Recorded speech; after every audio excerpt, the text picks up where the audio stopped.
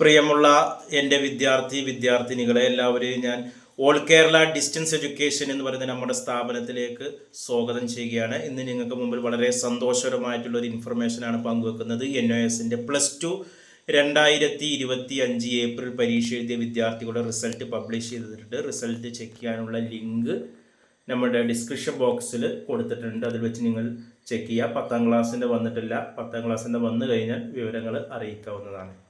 Okay, അപ്പോൾ റിസൾട്ടുമായി ബന്ധപ്പെട്ട എന്തെങ്കിലും സംശയം ഉണ്ടെങ്കിൽ എൻ്റെ വാട്സപ്പ് നമ്പറിൽ ചോദിക്കാം.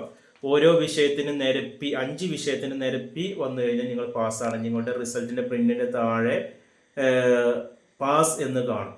പാസ് എന്ന് കണ്ടാൽ മാത്രമേ പാസ്സാകുള്ളൂ. ഓക്കെ, 5 വിഷയത്തിന് നേരെ വന്നാൽ പാസ്സാണ്.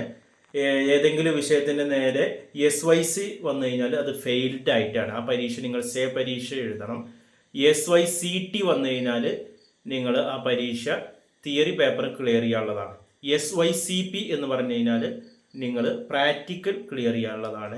AB എന്ന് പറഞ്ഞാൽ ആബ്സെൻ്റ് ആണ്. ഈ രീതിയിലാണ് റിസൾട്ട് വരുന്നത്.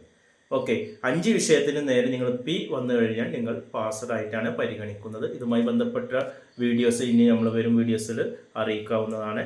Thank you.